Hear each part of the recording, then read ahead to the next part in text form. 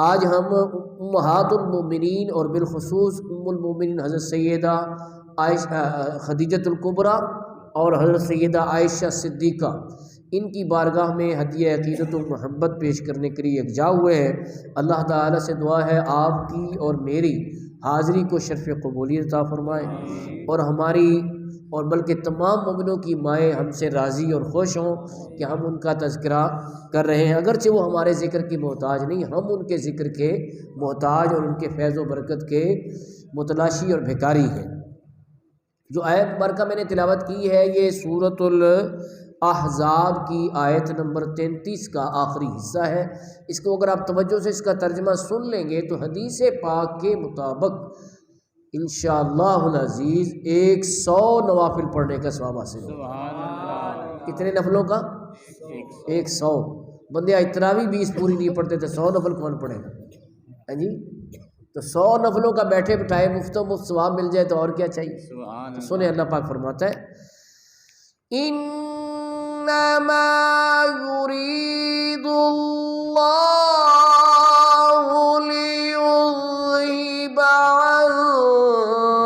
عنکم الرجس اہل البیت ویطہرکم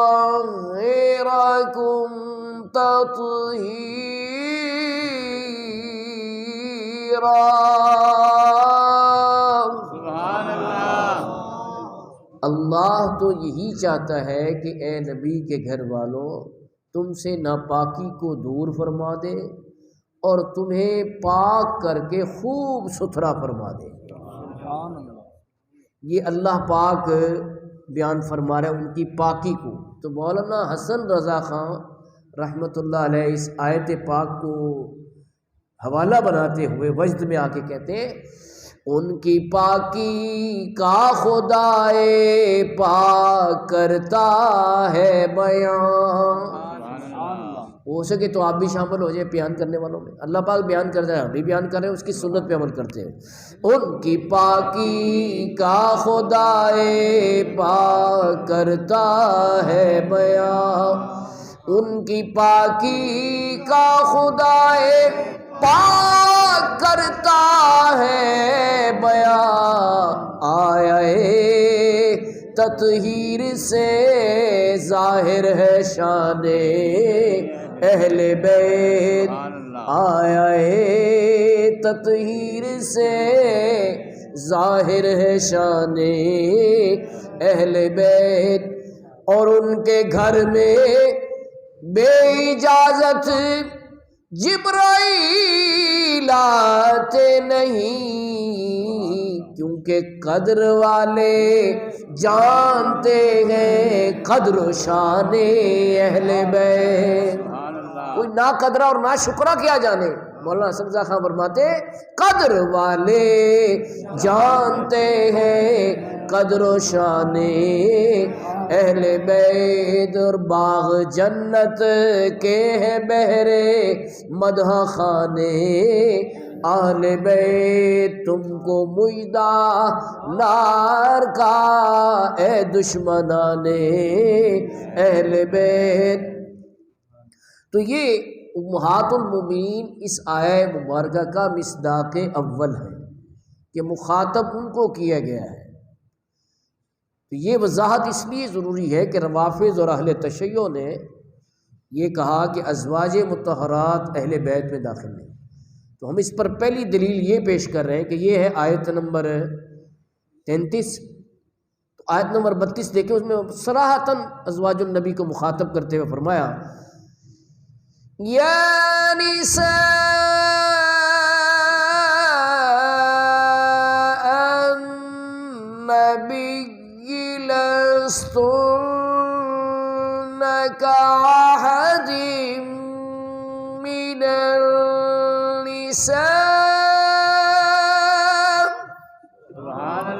اے نبی کی بیویوں تم اور عورتوں کی طرح نہیں ہو۔ یہاں رک کر ایک بات کہنا چاہتا ہوں کہ پیر سید جماعت علی شاہ صاحب محدث علی پوری رحمۃ اللہ علیہ فرماتے تھے کہ لوگوں غور کرو، نبی کی بیویوں کے کوئی برابر نہیں ہو سکتا تو نبی کے برابر کون ہو سکتا ہے؟ ارباب نظر کو کوئی ایسا نہ ملے گا، بندے تو مل جائیں گے پر آقا نہ ملے گا۔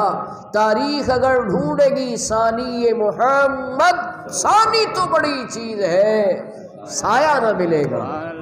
ثانی تو بڑی چیز ہے، سایہ نہ ملے گا۔ ایک تو یہ بات ہو گئی۔ دوسرا، تفسیر کی سب سے اعلیٰ قسم ہے تفسیر القرآن بالقرآن، یعنی قرآن پاک کی تفسیر قرآن پاک ہی کی آیات سے۔ یہ تفسیر میں سب سے اول نمبر پر آتی ہے کہ اللہ پاک خود بیان فرما دے کہ اس کے ارشاد کا مفہوم کیا ہے۔ تو میں کہتا ہوں کسی بندے سے مت پوچھو، اللہ پاک سے پوچھو کہ اہل البیت سے مراد کون ہے۔ تو یہ ہمیں پتہ چلتا ہے سورۃ ہود آیت نمبر ہے 73، اس میں اہل البیت کا مصداق فرمایا کہ اہل البیت سے مراد کون ہوتا ہے۔ ذکر ہو رہا ہے حضرت ابراہیم علیہ السلام کی زوجہ محترمہ حضرت سارہ کا، اور خوشخبری دینے آئے ہیں فرشتے، کس کی؟ بیٹے کی، حضرت اسحاق علیہ السلام، ٹھیک ہے نا؟ حضرت ہاجرہ کے بیٹے تھے حضرت اسماعیل علیہ السلام، اور ان کے بعد یہ حضرت اسحاق علیہ السلام عطا ہوئے حضرت سارہ کو۔ انہوں نے اس پہ تعجب کیا کہ میں تو بوڑھی ہو گئی ہوں اور میرے شوہر بھی بوڑھے ہو گئے ہیں، تو اب کیسے اولاد ہو سکتی ہے؟ تو اس پہ جو جواب قرآن پاک نے دیا وہ سنیں ذرا، یہ آیت نمبر 73 ہے۔ قالوا تعجبین من امر اللہ رحمت اللہ وبرکاتہ علیکم اہل البیت۔ فرشتوں نے کہا کہ کیا تم تعجب کرتی ہو اللہ کے امر پہ؟ اللہ کی رحمت اور اس کی برکتیں ہوں اس گھر والوں، اور مراد کون ہے؟ حضرت سارہ۔ تو قرآن پاک نے بتایا کہ اہل البیت کا مصداق اول کون ہے؟ ازواج مطہرات۔ اب آؤ حدیث پاک کیا فیض لیں۔ بالعموم یہ ہوتا ہے کہ نسل چلتی ہے بیٹے سے، اور ہمارے آقا صلی اللہ علیہ وسلم کے خصائص میں سے ایک خصوصیت یہ ہے کہ آپ کی نسل، آپ کی اولاد حضرت فاطمہ الزہرا رضی اللہ تعالیٰ عنہا سے چلی۔ یہ آپ کی خصوصیت تھی، اور اس کا اظہار و اعلان کرنے کے لیے سرکار نے اپنی چادر مبارک میں حضرت فاطمہ الزہرا، حضرت علی، حضرت امام حسن، حضرت امام حسین کو لے کر یہ دعا فرمائی، اللہم ہؤلاء اہل بیتی، یا اللہ یہ میرے گھر والے ہیں، فاذھب عنہم الرجس وطہرہم تطہیرا، ان سے ناپاکی کو دور کر کے انہیں خوب پاک اور ستھرا فرما دے۔ تو اس سے یہ ظاہر ہو گیا کہ یہ اہل بیت ہیں، اور ان کی اولاد بھی آگے حسنین کریمین کی وہ اہل بیت ہیں۔ تو یہ جو ہے یہ ساری وضاحت تو کیونکہ سب کو پہلے ہی پتہ ہے کہ حضرت فاطمہ الزہرا اور ان کی اولاد وہ اہل بیت ہیں، وہ تو ظاہر ہے۔ اور یہ بھی میں وضاحت کر دوں کہ حضرت علی المرتضیٰ کی دیگر بیویوں سے جو اولاد ہے وہ علوی کہلاتے ہیں، وہ سادات میں شمار نہیں ہوتے۔ سادات جو حضرت فاطمہ الزہرا رضی اللہ تعالیٰ کی اولاد کی خصوصیت ہے کہ وہ نبی پاک صلی اللہ علیہ وسلم کی اولاد ان کے ذریعے سے چلتی ہے۔ اچھا، ایک پریکٹیکل بھی ہم تجویز کیا کرتے ہیں اس کے تجربہ، یہ تو تھیوری ہو گئی نا۔ تو جو یہ تشیع والے اور روافظ ازواج مطہرہ، دیکھو مطہرات سے بھی تطہیر کی طرف اشارہ ہے، ازواج مطہرات، تو اس کا انکار کریں تو اس کا پریکٹیکل ڈاکٹر صاحب کیا ہے کہ اسے یہ کہا جاتا ہے کہ آپ گھر جائیں اور سنت کے مطابق جا کے سلام کریں۔ گھر میں پہلے کام کیا کرنا چاہیے؟ السلام علیکم کہنا چاہیے، گھر میں جا کے سلام کریں، سنت ہے۔ سلام کرنے کے بعد اپنی بیوی سے مخاطب ہو کے کہے، جو انکار کرتا ہے وہ، آپ نہیں، جو انکار کرتا ہے وہ کہے کہ تم آج سے میری گھر والی نہیں، آج سے تم میری گھر والی نہیں۔ اس کے بعد جو رزلٹ نکلے گا وہ خود بخود اس کو بڑے اچھے طریقے سے بخوبی اس کو سمجھا دے گا کہ بیوی گھر والی ہے کہ نہیں ہے۔ کیوں جی قاری صاحب؟ یہ پریکٹیکل ان کو تجویز کیا جاتا ہے جو اہل تشیع کے اور روافظ کے گھیرے میں آ کے ازواج مطہرات کو اہل بیت میں سے نکالیں کہ نہیں جنہیں یہ اہل بیت میں شامل نہیں ہے۔ آیت تطہیر ان کے حق میں نہیں، تو ان کو یہ تجربہ تجویز کیا جاتا ہے اور وہ بڑا شافی علاج ان کا ہو جاتا ہے، اور وہ اچھی طرح سمجھ جاتے ہیں اور ان کو مسئلہ بہت آسانی سے سمجھ آ جاتا ہے، اس میں ہمیں وقت لگانے کی کوئی زیادہ ضرورت نہیں ہے، ٹھیک ہے جی۔ تو یہ 4 آیتیں پڑھی گئی ہیں، نہیں 3 آیتیں ابھی پڑھی گئی ہیں، تو ایک آیت اور پڑھتا ہوں تاکہ حق 4 یار کی نسبت سے 4 آیتیں ہو جائیں اور 400 نفلوں کا ثواب ہو جائے، مفت بیٹھے بٹھائے 400 نفل ہو جائیں، ٹھیک ہے نا۔ سنیں، اب یہ ہے سورۃ احزاب کی آیت مبارکہ، اس میں اللہ تعالیٰ نے ازواج مطہرات کی بالخصوص شان بیان کرتے ہوئے فرمایا النبی اولی بالمؤمنین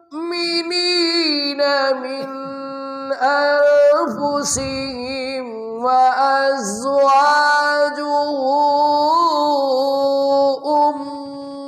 امہاتهم، نبی مومنوں کی جانوں سے زیادہ ان کے مالک ہیں اور ان کی بیویاں مسلمانوں کی کیا ہیں؟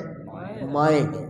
یہ قرآن پاک نے یہ ان کو اعزاز عطا کیا کہ مسلمانوں کی مائیں ہیں، تو جو ان کو ماں تسلیم کرتا ہے وہ ان کی شانیں بیان کرتا ہے، اور جو نہیں تسلیم کرتا تو وہ تو مومن ان کی مائیں ہیں، ان کی مائیں ہیں، تو مومن ان کی شانیں بیان کرتے ہیں، اور جو مومن نہیں ہوگا وہ ان کی شانیں بیان ہیں، تو اللہ کا فضل ہے ہم تو ان کی شانیں بیان کرنے والوں میں سے ہیں۔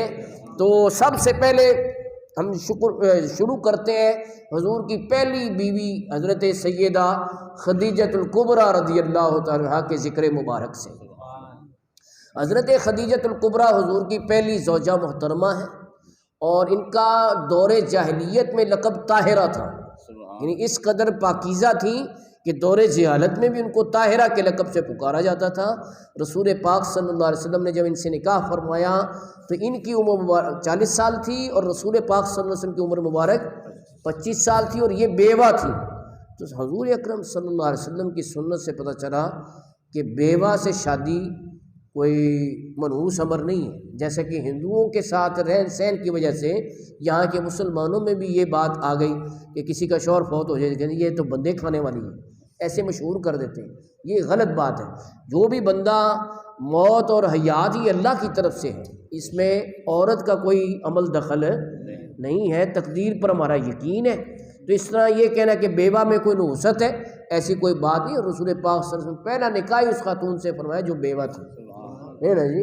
تو سبحان اللہ، اعلیٰ حضرت امام محمد رضا رحمۃ اللہ علیہ نے اس شرف کی طرف اشارہ کرتے ہیں کہ پہلی بیوی ہے، اور ان کے ہوتے ہوئے رسول پاک صلی اللہ علیہ وسلم نے دوسرا نکاح نہیں فرمایا، یہ ان کو شرف حاصل ہوا۔ اعلیٰ حضرت کہتے ہیں سیما پہلے ماں کافے امن و امان، امن و امان کا مطلب یہ کہ رسول پاک صلی اللہ علیہ وسلم کفار کے طعن و تشنیع سے جب دل غمزدہ ہوتا، گھر تشریف لاتے تو روایات میں لکھا ہے کہ آپ کو دیکھتے ساتھ ہی آپ کا وہ غم دور ہو جاتا تھا۔ سیما پہلے ماں کافے امن و امان، حق گزارے رفاقت پہ لاکھوں سلام، جس نے رفاقت کا حق ادا کر دیا، رفاقت کا حق ادا کر دیا کہ وہ ساری تکلیفیں اور اذیتیں جو رسول پاک صلی اللہ علیہ وسلم کو دی جا رہی تھیں وہ آپ دیکھ رہی تھیں، لیکن آپ بھی رسول پاک کا ساتھ دیتی ہیں اور ان کا حوصلہ بڑھاتی ہیں اور ان کو تسلی دیتی ہیں، تو سرکار ان کے اس طرز عمل سے خوش ہوتے ہیں۔ تو اسی بات کی طرف اشارہ کرتے ہوئے حضرت عائشہ صدیقہ نے ایک مرتبہ پوچھا کہ آپ ان کو یاد کرتے رہتے ہیں، ابھی بھی اتنا عرصہ ان کو پردہ فرمائے ہوئے ہو گیا ہے، تو فرمایا کہ خدیجہ سے ساری اولاد مجھے اللہ نے عنایت فرمائی، اور خدیجہ نے اس وقت میری تصدیق کی جب لوگوں نے مجھے جھٹلایا، وہ اس وقت مجھ پہ ایمان لائی جب لوگوں نے کفر کیا، انہوں نے اپنا مال مجھے دیا جب لوگوں نے مجھے محروم کیا، تو اس وجہ سے میں ان کو کیوں نہ یاد کروں، ہاں جی۔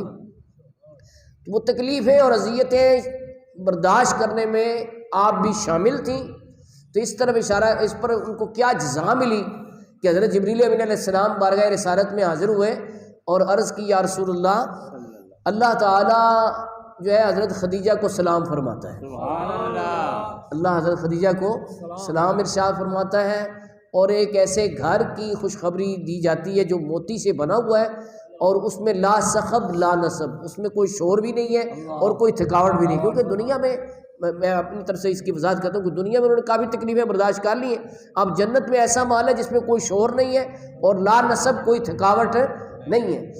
تو یہ ان کو بشارت دی گئی۔ امام احمد رضا رحمۃ اللہ علیہ نے 2 شعروں میں اس بشارت کا ذکر کیا۔ یہ قرآن پاک اور حدیث کی دیکھیں کتنی خوبصورت وضاحت کرتے ہیں۔ کہتے ہیں عرش سے جس پہ تسلیم نازل ہوئے، عرش سے جس پہ تسلیم نازل ہوئے، اس سرائے سلامت پہ اس سرائے سلامت پہ۔ اور پھر امام احمد رضا رحمۃ اللہ علیہ کی شعری مہارت اور فصاحت و بلاغت دیکھیں کہ حدیث کے الفاظ آپ نے سنے کہ موتی سے بنا ہوا محل اور جس میں کوئی شور نہیں اور کوئی تھکاوٹ نہیں، اس کو اپنے کلام کا حصہ بنائے۔ اس کو کہتے ہیں صنعت اقتباس۔ وہ عربی کے الفاظ حدیث کے آ رہے ہیں، کہتے ہیں منزل من قصب لا صخب لا نصب، منزل من قصب لا صخب لا نصب، ایسے کوشک کی زینت پہ لاکھوں سلام۔ کیا شان ہے، کیا مقام ہے۔ نبی پاک صلی اللہ علیہ وسلم جب قربانی فرماتے تو آپ گوشت کا حصہ حضرت خدیجہ کی سہیلیوں کو بھی بھیجا کرتے۔ اس سے یہ پتہ چلا کہ جو بندہ دنیا سے چلا جائے اس کے تعلق کو اگر قائم رکھا جائے اور اس کے دوستی کا لحاظ رکھا جائے تو وہ قبر میں بھی خوش ہوتا ہے۔ تو اسی طرح حدیث میں یہ بھی حکم ہے کہ فوت شدہ کے رشتہ داروں سے تعلق قائم رکھا جائے، اس سے اس کی روح کو خوشی حاصل ہوتی ہے، اس کی روح کو تسلی ہوتی ہے، ٹھیک ہے نا۔ پھر یہ کہ اچھی روٹی اگر پک جانی تو کتابوں میں لکھا ہے کہ رسول پاک صلی اللہ علیہ وسلم فرماتے ہیں اسے حضرت خدیجہ الکبریٰ کی طرف سے خیرات کر دو، یہ ایصال ثواب ہی ہے، یہ کیا ہے، تو ان کی طرف سے اسے خیرات کر دو۔ اور ایک اور اس میں درس یہ ملا کہ ایصال ثواب میں کوئی اڑی تھوڑی چیز نہیں پیش کرنی چاہیے بلکہ اچھی چیز پیش کریں، جیسے امام احمد رضا رحمۃ اللہ علیہ نے بوقت رحلت وصیت فرمائی کہ غربا کو کھلانا ہے اور ایسے کھلانا ہے اور یہ کھلانا ہے، ٹھیک ہے۔ تو اعلیٰ حضرت رحمۃ اللہ علیہ اسی سنت سے ہی آپ نے سبق سیکھا کہ سرکار جب اچھی روٹی پک جاتی تو فرماتے یہ ہم نہیں کھائیں گے، یہ خدیجہ الکبریٰ کی طرف سے خیرات کرو۔ اس حد تک ان کے ساتھ تعلق ان کا بعد رحلت بھی قائم تھا۔ تو ان کا انتقال جس سال ہوا وہ اعلان نبوت کا 10واں سال تھا، اس پورے سال کو عام الحزن کہا گیا ہے، غم کا سال۔ اور آپ کی جو ہے تدفین جنت المعلا میں ہوئی۔ آج بھی وہ جگہ اہل عشق کو پتہ ہے کہ یہ کہاں پر ہے اور اس کا تصور کر کے وہاں حاضری بھی دیتے ہیں اور فاتحہ خوانی کی سعادت بھی پاتے ہیں۔ اللہ تعالی ہمیں بھی وہاں کی حاضری عطا فرمائے۔ اب اگلا مرحلہ جو ہے ام المومنین سیدہ عائشہ صدیقہ رضی اللہ تعالی عنہا کا ذکر ہے، جنہیں حبیب رب العالمین کہتے ہیں جی۔ اور نبی پاک صلی اللہ علیہ وسلم ان پہ بڑی شفقت فرماتے تھے، اس وجہ سے اس کی بہت سی وجوہات ہو سکتی ہیں، لیکن ایک وجہ یہ ہے کہ آپ میں اخذ کا مادہ بہت پایا جاتا تھا، سیکھنے کا، اور آپ کو حجرہ ریاض الجنہ سے ملحق تھا۔ رسول پاک صلی اللہ علیہ وسلم کی آواز مبارک تشریف لاتی تو آپ کان لگا کر وہ خطبہ سنتی، کوئی بات سمجھ نہ آتی تو سرکار جب تشریف لاتے تو آپ سے پوچھ لیتی۔ تو اس وجہ سے آپ کو یہ مقام حاصل ہوا کہ کثرت سے روایت کرنے والے صحابہ میں آپ کا نام بھی شمار ہوتا ہے۔ کتنی حدیثیں روایت کی انہوں نے؟ 2210 حدیثیں انہوں نے بیان کی۔ کتنی حدیثیں؟ اتنی یہاں بیٹھے ہوئے شاید ہی کسی نے پڑھی ہو، کتاب سے ہی پڑھی ہو اتنی کسی نے، تو بڑی بات ہوتی ہے۔ انہوں نے سرکار کی حدیثیں سن کر یاد کی ہیں، یاد کر کے آگے اس کا درس دیا، بیان کیا ہے۔ آپ کے شاگرد تھے، آپ کے بھانجے عبداللہ بن زبیر، عروہ بن زبیر، یہ آپ کے شاگردوں میں شامل ہیں، انہوں نے آپ سے حدیثیں روایت کی ہیں۔ تو اتنی کثرت سے حدیثیں بیان کرنا ایک خاتون خانہ اور پردے میں رہتے ہوئے، تو اس میں ہماری ماؤں بہنوں کے لیے بھی سبق ہے کہ وہ بھی علم میں آگے بڑھیں، کیونکہ مومن کی نشانی یہ ہے کہ وہ علم سے کبھی سیر اس کا دل نہیں بھرتا علم سے. خود نبی پاک صلی اللہ علیہ وسلم جو اللہ کی مخلوق میں سب سے بڑے عالم ہیں، ان سے بڑا کوئی عالم ہے مخلوق میں؟ لیکن ان کو جو دعا تعلیم کی گئی قرآن کریم میں وہ ہے رب زدنی، یا اللہ میرے لیے میرے علم میں اضافہ فرما دے. ہاں جی، تو اس لیے علم جو ہے یہ تو نور ہے، علم تو ایک حکمت ہے، علم تو ایک خزانہ ہے.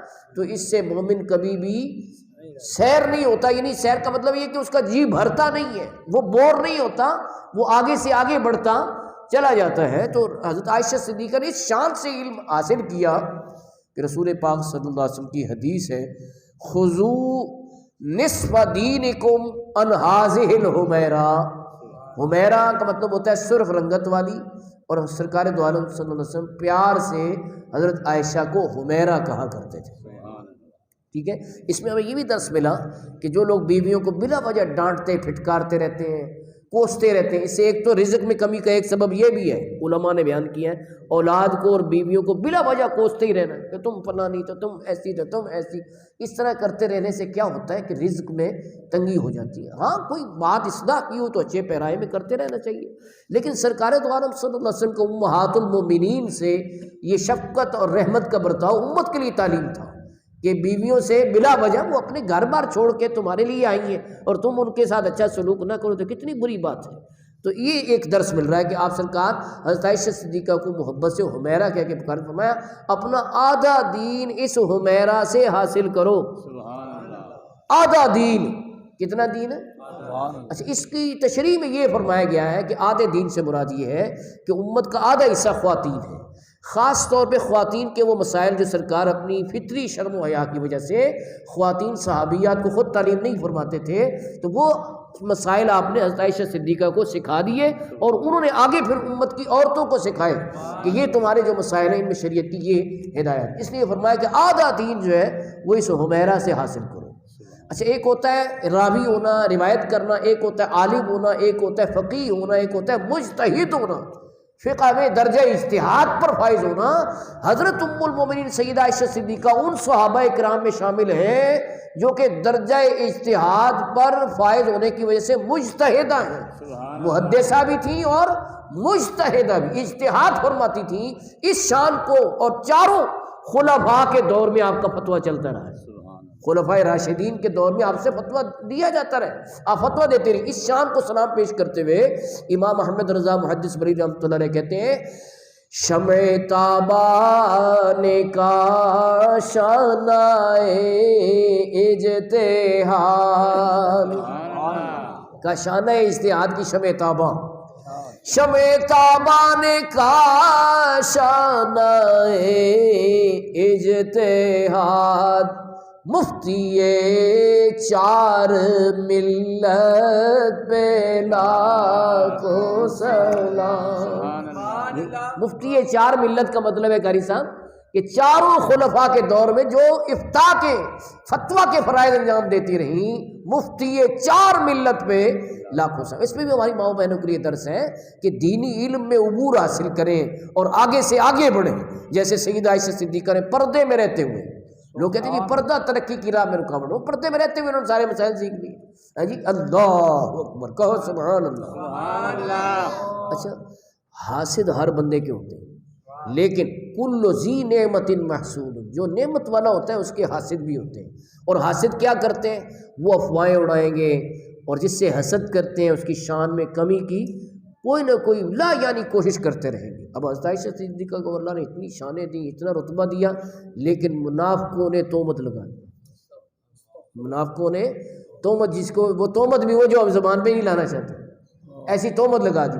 اس سے یہ پتہ چلا کہ نیک لوگوں پر، اچھے لوگوں پر تہمتیں لگانے والے ہر دور میں موجود. عہد رسالت میں جب قرآن اتر رہا ہے تو تہمت لگا دی، تہمت لگا دی تو اللہ اکبر. قرآن پاک نے سب سے پہلے تو ڈانٹا، لولا سمعتموہ ظن المؤمنین والمؤمنات بانفسہم خیرا وقالوا ھذا افک مبین، کہ مومن مردوں مومن عورتوں نے یہ سنتے ہی اچھا گمان کیوں نہ کیا اور یہ کیوں نہ کہا یہ کھلا بہتان ہے، ظاہر بہتان ہے، یہ کیوں نہیں کہا. اس سے یہ پتہ چلا کہ اسلام نے ہمیں یہ سکھایا ہے کہ جب کوئی کسی کی عزت کے درپے ہو اس پہ جھوٹا الزام لگائے تو اس کو ڈسکریج کرے. سنتے سارے یہ تو ہو ہی نہیں سکتا، یہ کیسے ہو سکتا ہے، کیا دلیل ہے تمہارے پاس؟ یہ نہیں کہ مطلب ہے سنے تو کہ ہاں اچھا وہ آگے، وہ پنجابی کہتے ہیں جنہیں لائی گلی تھے وہ نال چل، جس نے کوئی بات کر دی تو لے کے اڑ پڑے، جنگل کی آگ طرح پھیلا دی۔ یہ ذمہ دار لوگوں کا شیوا، رسپانسبل ہونے کا تقاضا کیا ہے جو اسلام، اور یہ آج کے دور کے مسائل کا حل ہے، جو آج کے دور میں افراتفری ہے، جو بے چینی ہے، جو بے اطمینانی ہے، ایک دوسرے پہ الزام لگا رہے ہیں اور اس کا کوئی ثبوت بھی نہیں دیتے، بلیم گیم ہے۔ اسلام میں یہی سورۃ النور میں فرمایا گیا ہے کہ جو کسی پہ الزام لگائے اور ثابت نہ کر سکے اسے حد قذف لگائے، اور حد قذف کیا ہے؟ 80 کوڑے مارے جائیں۔ کتنے کوڑے؟ 80 کوڑے سزا ہے۔ اگر یہ نافذ ہوتی تو آج کے دور میں یہ جو بلیم گیم ہو رہی ہے، الزامات کا کاروبار چل رہا ہے نا، یہ الزامات کا کاروبار نہیں چلنا تھا اگر یہ اسلام کی یہ سزا نافذ ہوتی کہ کوئی کسی پہ الزام لگا کہ ثبوت پیش کرو، ثبوت نہیں پیش کرو تو چلو کوڑے کھانے کے لیے تیار ہو جاؤ۔ تو اس لیے بغیر ثبوت کے کوئی کسی پر الزام نہ لگاتا اگر یہ اسلامی حکم کسی کو پتہ ہوتا تو۔ بہرحال قرآن کریم ایک اور جگہ بھی سورۃ الحجرات کی آیت نمبر 6 میں اللہ پاک فرماتے ہیں، لو یہ پنجتن پاک کی سب سے 5ویں آیت پڑھ رہا ہوں، اللہ نے قبول کر لیا تو 500 نفل پکے، ٹھیک ہے نا؟ سنو اب اللہ پاک فرماتے ہیں، یا ایھا الذین آمنوا ان جاءکم فاسق بنبأ فتبینوا ان تصیبوا قوما بجہالة فتصبحوا على ما فعلتم نادمین۔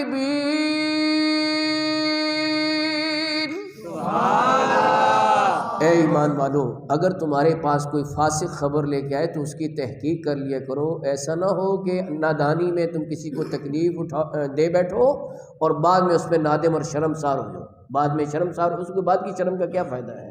تو پہلے ہی خبر کی تحقیق کرو۔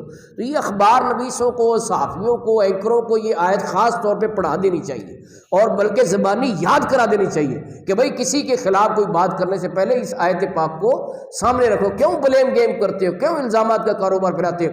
اور وہ ریٹنگ کے لالچ میں کیوں بریکنگ نیوز کے لالچ میں لوگوں کی عزت کے درپے ہوتے ہو؟ اور یاد رکھو، تم کسی کی پگڑی اچھالنا چاہتے ہو، وَتُعِزُّ مَن تَشَاءُ وَتُذِلُّ مَن تَشَاءُ، اللہ جسے چاہتا ہے اسے عزت دیتا ہے، جسے چاہتا ہے وہ ذلت دیتا ہے۔ بندہ کوئی کسی کو عزت نہیں دے سکتا، تو وہ اپنی سی کوشش کرے گا تو وہ اپنا ہی نقصان کرے گا، کسی کی عزت کے درپے ہوگا۔ لیکن کیا ہے، اسلام میں یہ حکم ہے کہ بھائی کسی پہ الزام بغیر ثبوت کے نہیں لگانا، ثبوت ہونا چاہیے کو پاس، ٹھیک ہے نا؟ اب کیا ہوا، حضرت عائشہ صدیقہ پہ منافقوں نے الزام لگا دیا۔ تو منافقوں نے جب الزام لگایا نا تو رسول پاک صلی اللہ علیہ وسلم خاموش رہے۔ اس پر بھی کچھ لوگوں نے بات بنا لے، جو خود علم ہوتا تو آپ بیان کر دیتے، نہیں، سرکار نے اس لیے نہیں بیان فرمایا کہ اگر آپ بیان کرتے تو منافقوں نے پھر کہنا تھا جی اپنی بیوی تھی نا تو اس کی صفائی دے دی۔ آپ خاموش تھے اس لیے کہ اللہ کی طرف سے حکم نازل ہو، مگر نہ اپنے خاص صحابہ میں آپ نے فرما دیے تھے ما علمت علی اہلی الا خیرا، کہ میں اپنی بیوی کے بارے میں بھلائی کے سوا اور کچھ نہیں جانتا، ٹھیک ہے نا؟ تو سورۃ النور کی کتنی آیتیں نازل ہوئی ہیں حضرت عائشہ صدیقہ کی پاک دامنی کی گواہی میں؟ 5 نہیں، 10 نہیں، 15 نہیں، پوری 18 آیتیں حضرت عائشہ صدیقہ کی عفت و عصمت، طہارت اور پاکیزگی کی گواہی بھی نازل ہوئی۔ تو حضرت عائشہ صدیقہ رضی اللہ تعالیٰ عنہا فخر کرتی اور شکر کرتی فرماتی تھیں کہ حضرت مریم جو حضرت عیسیٰ کی والدہ ہیں ان پہ تہمت لگی تو گواہی دی ان کے بیٹے حضرت عیسیٰ علیہ السلام نے شیخارگی کے عالم میں۔ جریج ایک راہب ہوئے ہیں، عبادت گزار تھے، انہوں نے اپنا علیحدہ ایک صومعہ بنایا ہوا تھا، اس میں وہ بیٹھ کے حجرے میں عبادت کرتے رہتے، تو ان پہ بھی تہمت لگا دی ایک چروائی عورت نے۔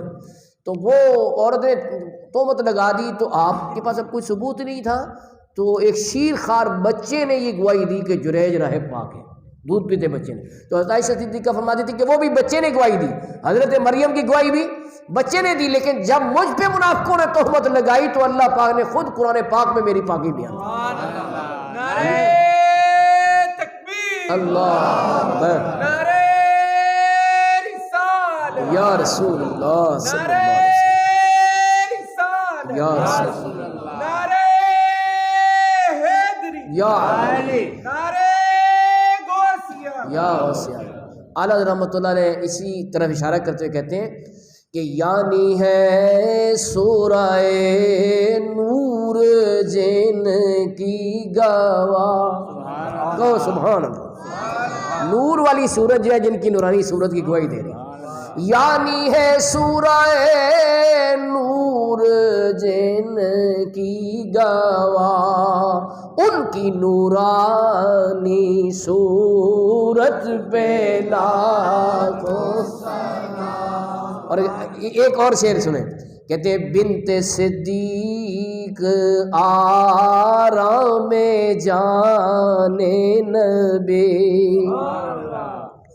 بنت صدیق آرام جان نبی، اس حریم برات پہ لاکھوں سلام، یعنی جن کا بری ہونا اللہ پاک نے قرآن پاک میں بیان فرمایا ہے۔